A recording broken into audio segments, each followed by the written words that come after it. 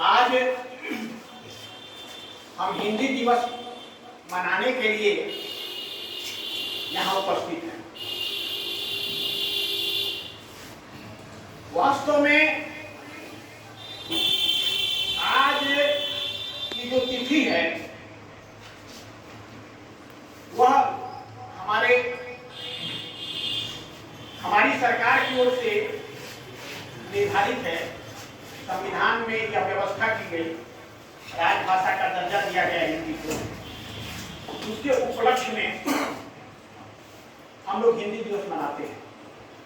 लेकिन हिंदी की वो सबसे बड़ी विडंबना है, जो सबसे बड़ी त्रासदी है, वह यह है कि हिंदी को कभी भी आज भी राजाश्रय प्राप्त नहीं हुआ। हिंदी आज यहां तक अगर पहुंची है तो इसके पीछे हिंदी प्रेमियों का हाथ है, साहित्यकारों का खून पसीना बहा है। हिंदी को चाहने वाले लोगों के सहयोग से हिंदी इतनी आगे बढ़ी है। कोई भी भाषा कैसे बढ़ती है? उसे जब राजाश्रय प्राप्त होता है, उसे जब उच्च शिक्षा का माध्यम बनाया जाता है, उसे जब न्यायालय की भाषा का दर्जा मिलता है। और यह तीनों हिंदी के लिए नहीं है, यह दुर्भाग्य है हिंदी का। लेकिन फिर भी हिंदी विश्व की सबसे अच्छी भाषाओं में आज गिनी जाती है, सबसे ताकतवर भाषाओं में गिनी जाती है। इसके पीछे हिंदी प्रेमियों का उत्साह, उनका त्याग, उनका बलिदान और हिंदी के प्रति उनकी भक्ति और उनका समर्पण यहां तक इसको लेके आया है। और एक बात मैं और बोल करके अपनी बात को विराम दूंगा। हिंदी चापलूसों की भाषा कभी नहीं रही। हिंदी शुरू से ही सत्ता और सियासत के खिलाफ लड़ाई लड़ती रही, इसीलिए इसे राजाश्रय प्राप्त नहीं हुआ।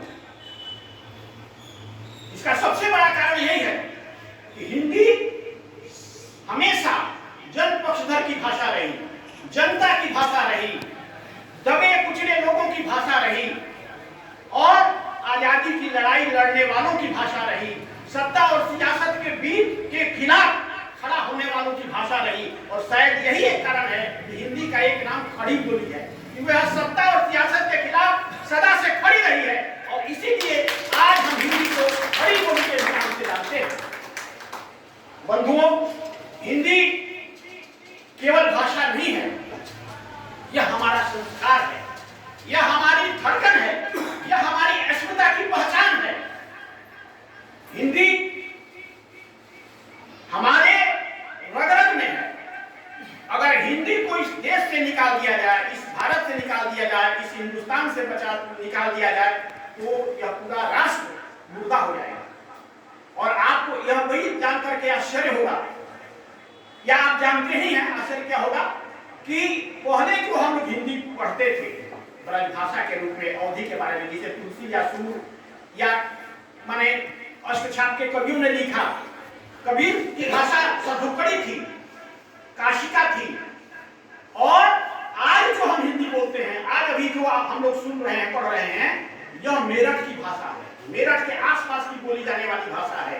हिंदी का इतिहास तो बहुत पुराना है, लेकिन हम जो हिंदी बोल रहे हैं, इसका इतिहास केवल 250 वर्षों का है। खड़ी बोली इस रूप में हिंदी नहीं बोली जाती थी। तो यह हिंदी की जो आज की स्थिति है, वो सबसे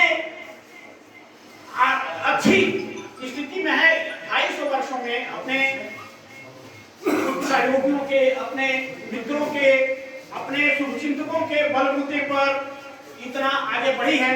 तो हमें जो हम हिंदी के प्रति अपनी निष्ठा व्यक्त करते हैं, हमारी जिम्मेवारी और बढ़ जाती है कि हमारे मित्रों ने